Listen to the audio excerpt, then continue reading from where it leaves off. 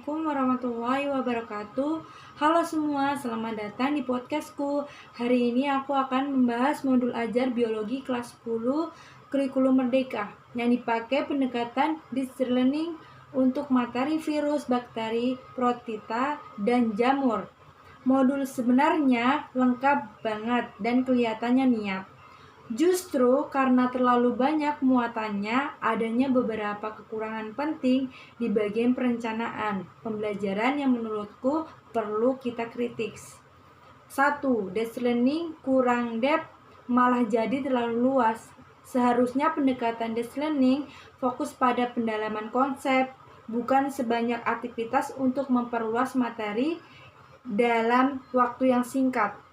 Tetapi di dalam modul ini, dalam satu bab, ada ciri-ciri, struktur, klasifikasi, 4 jenis mikroorganisme, menganalisis peran positif dan negatif, melakukan praktikum, membuat mind mapping, membuat poster, dan membuat presentasi, melakukan refleksi. Nah, bagus, tapi tidak relatif untuk durasi yang tersedia. Hasilnya bukan belajar mendalam, tetapi siswa jadi kebingungan terlalu. Yang kedua ada model pembelajaran konsisten.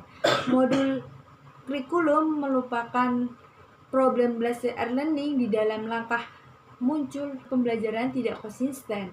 Modul mengklaim memakai problem based learning, tapi di dalam langkah-langkah munculnya distort learning, PBL, Project Based Learning, Mindful Learning, Joyful Learning. Semua dicampur di dalam satu pertemuan. Karena terlalu banyak pendekatan, alurnya jadi kurang jelas. Harusnya kalau mau pakai distance learning yang fokus pada alur, memfasilitasi mendalam konsep, bukan mencampur metode. Kegiatan pembelajaran terlalu padat untuk 3 kali 45 menit. Ini yang paling mencolok. Contohnya pada pertemuan-pertemuan tentang virus saja. Siswa harus menonton video, analisis infografis, diskusi kelompok, membuat folder struktur virus, mempresentasikan hasil pengamatan, lalu merefleksi diri. Itu baru virus, belum bakteri, protista, yang masing-masing yang punya beban aktivitas yang panjang. Kalau dijalankan sekelas kegiatan ini pasti melebihkan waktu dan gurunya akan terpaksa memadatkan semuanya.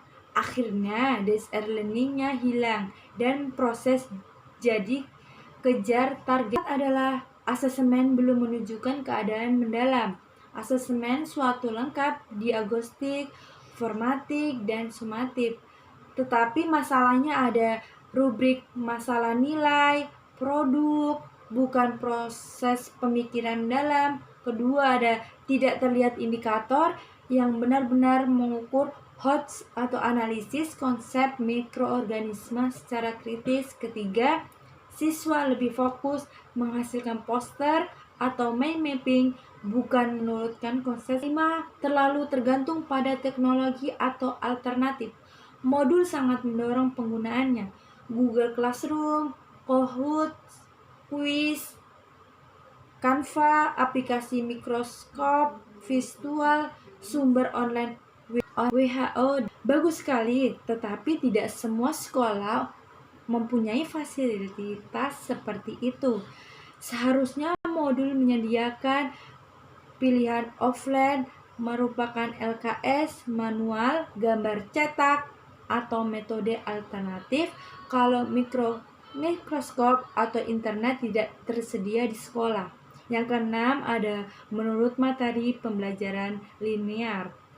Tidak fokus pada konsep ini, pendekatan distance learning seharusnya memulai dari big data, tetapi modul ini menyusun materi secara linear, virus, bakteri, protista, jamur, kusti besar yang memfasilitasi siswa mengkompilasi hubungan di antaranya.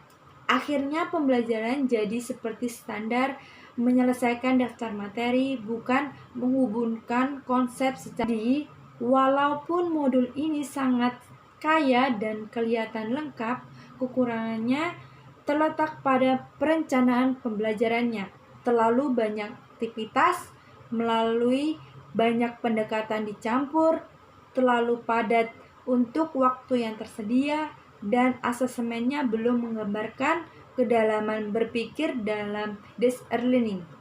Modul ini dijadikan jauh lebih efektif kalau ringkasannya difokuskan pada inti konsep dan dibuat lebih relatif untuk kondisi di kelas di Indonesia.